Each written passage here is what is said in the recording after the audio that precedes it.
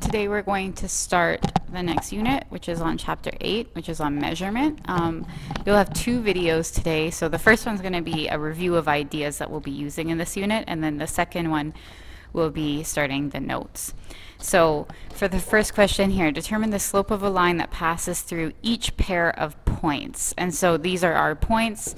And remember that a point is always given as a coordinate of x, y. And we're looking for the slope. So we want m. And slope always equals rise over run.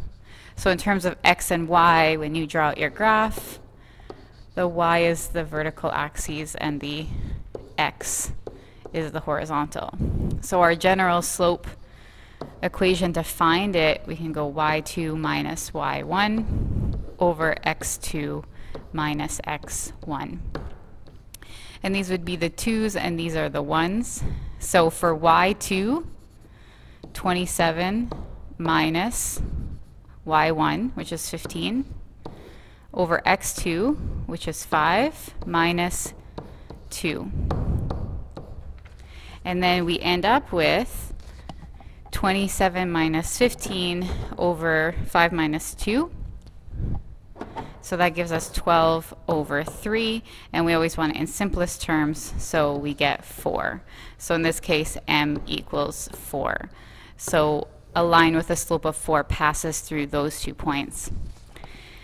If we look at B, we'll do the same thing. M equals y2 minus y1 over x2 minus x1. And you do the same thing here.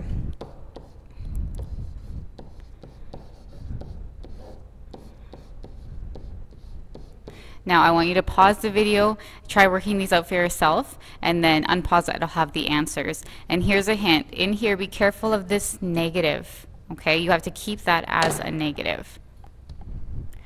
Okay, and we had a negative in here actually too. So over here, when you do y2 minus y1, so you still have your minus, and it has to be negative 2, and 7 minus 3. So you end up with 11 over 4. Now you can make that into a decimal if you want. Slopes are generally given in fractions though. And then at the bottom, you do 24 minus 8 and negative 15 minus 25. You end up with 16 over negative 40, or negative 2 over 5. Okay, so anytime you're given 2 points or 2 coordinates, you can find the slope. Here's something, a throwback from way back in the day. Find the greatest common factor for each set of numbers. Now the greatest common factor is the highest number that divides exactly into, in this case, each set of numbers. So sometimes it's pretty straightforward, and we use greatest common factor to simplify fractions. So up here, when we saw this, we can simplify it, okay? And you can go in steps if you want. So looking at it really quick, 16 and 40, I think, okay, well, both divide by 4. So then you get 4 over negative 10. And then when I look at 4 over negative 10, I think, okay, they both divide further by 2, and you get 2 over 5. And so that's basically what you're doing with greatest common factor. Now sometimes it's pretty straightforward, like in this case with 520 and 395. The greatest common factor is limited by 5. And so since 5 is a prime number, it can only be divided by 1 or 5. Those are our options, 1 and 5. Obviously 1 works for all of them. Every number can be divided by 1.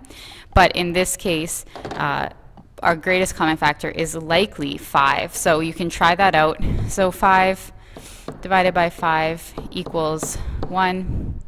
20 divided by 5 equals 4, and 395 divided by 5 equals 79. And so they all exactly divide, and by exactly dividing I mean I end up with a whole number on all of them. So again, pause the video, try to do the next 2, and then come back and see if you were correct. So when we talk about the GCF for 45, 25, and 540, we have to start the same place. So if I look at those, I think, okay, well, they all divide by 5, but that's a little bit easy. And again, look to your, usually your smallest number is the restricting one. Okay, so instead of 5, let's try 10. But then I look at that, and 45 divided by 10 is 4.5. So that does not work. Well, 45 divided by 15. That works, and that gives us 3. But let's try 225 divided by 15.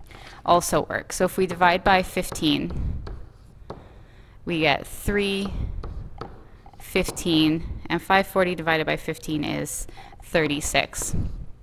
So that works. But then if I look at these, I can divide this further. So I can divide each of them by 3. Okay, so then I get 1, 5, and 12. And I think, can I divide all of those further by anything else? And I can't. So then what I have to do is take my total here. 15 times 3 is 45. So 45 is my GCF. And then I can double check it. 45 divided by 45 is 1. 225 divided by 45 is 5. And 540 divided by 45 is 12. So that works for all of them. And then here for the last one, now again, this is a little bit trickier. And we're going to have to do probably some error or some guess and check here to see what we can work with. And when you're working with these big numbers, try not to spend too much time, you know, at 5, 10, 15. Sometimes that will be the number, but, you know, go up a little bit. And then looking here at 147, 189, I know that now my 5s are out, my multiples of 5. So I don't get to use 5, 10, 15, 20. So try odd numbers, like maybe, not odd, but just not multiple numbers like that. So let's try not 15 but 16. But 16 doesn't work for 105. So and you can kind of just go up 17, 18, 19. We know 20 won't work, so let's try 21. And 21 works. So let's see what happens. If we divide by 21, we get 5 for 105. It works for 147 too. We get 7. So if it works for 189, that's what it is, 9. And then I look to see, can I divide these any further? 5 and 7 are both prime numbers, so I can't. So that makes 21 my GCF. Okay, express each percent or ratio as a decimal. So to write percents as decimals, we, remember from your set scores, we divide by 100. So here we get 0.375, and here we get 3.2. To get a ratio as a decimal, all we do is just divide what it tells us. So this is telling us to do 5 divided by 16, and that gives us 0.3125. Okay, express each measure in the unit indicated. Now this is getting to a little bit of conversion factor, and we're going to be using a lot of conversion in this unit, so it's good to be comfortable with this. So 245 centimeters in meters. Now in 1 meter there is 100 centimeters. So we can take 245 centimeters. We want to cancel out centimeters, so I'll put my centimeters on the bottom. So in 1 meter, there are 100 centimeters. These cancel out, and all I do is 245 divided by 100 gives me 2.45 meters. Okay, now we have 7 minutes and 30 seconds in seconds. So this 30 seconds is already in seconds, so we'll just leave that for now. We'll add it in later. To get our 7 minutes in seconds. Again, we think about how many seconds in a minute. There are 60 seconds in 1 minute.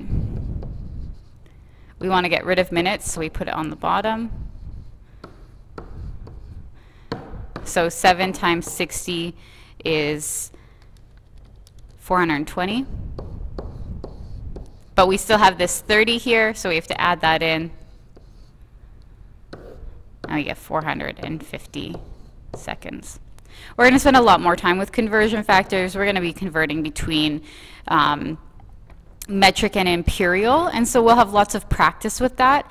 But going between from metric to metric, so centimeters to meters, or with time, should be something that you should be fairly familiar with. So just try practicing if you're not. And you can also talk to me on Tuesday about it if you're struggling with that. Okay, expand each expression. We're going to rainbow this out. So 2 times 4x is 8x. 2 times 3 is 6. And then, again, rainbow to everything. Negative 4 times 7 is 28. Negative 4 times negative t is plus 4t. Negative 4 times positive 2t is negative 8t squared. Write the reciprocal of each fraction or expression. So I'm going to start by writing this over each other, so it makes it a little bit easier. Now the reciprocal, and 11 is imaginarily over 1. To find the reciprocal, basically we just have to flip the numbers. Okay, so here we go. If we flip this, we end up with 25 over 3. If you flip 11 over 1, you end up with 1 over 11. And if you flip x over 48, you end up with, oh, and let's make this negative. So what happens if you flip negative 48 over x? You end up with negative x over 48. You cannot get rid of the negative. You haven't done anything to get rid of the negative, so it just comes along. And then solve each equation to the nearest 100th. So again, we'll write this out. 32 over 5 equals x over 7. I'm just going to move this. Okay, so here we can cross multiply or just do plain algebra. So I'll show you both. So to cross multiply, you get 32 times 7 equals 5x. To get x by itself, you divide by 5. And when you do 32 times 7, you get 224 divided by 5 equals x. And that gives you 44.8 equals x. Now if you just wanted to do the algebra, you 32 over 5 equals x over 7. How do I get x by itself? I multiply both sides by 7. And I should get the exact same answer. 32 divided by 5 is 6.4 times 7 is 44.8. So you can choose whichever method you prefer. Okay, I'll do the rest as cross multiplication. 54 over 8 equals 13 over t. Cross multiply. 54t equals 8 times 13. T equals 104 divided by 54. T equals 1.93. And I'm rounding to the nearest hundredth because that's what I was asked for. And last but not least, 16 over w equals 5 over 21. Cross multiply, you get 16 times 21 equals 5w. You get 336 equals 5w divided by 5 divided by 5, and that gives you w equals 67.2. Okay, and there is no hundredth for these ones. That's what they multiply to, so I just went to the nearest tenth. Okay, so the next video will be actually starting the notes. If this is all stuff you're fine with, awesome. If you're not, then just come talk to me and we can go over some of these skills. Again, you'll be seeing them all throughout the chapter, but these are things that are sort of assumptions that you're okay with. So if you're not, come see me so we can get you there. And don't forget to watch the other video.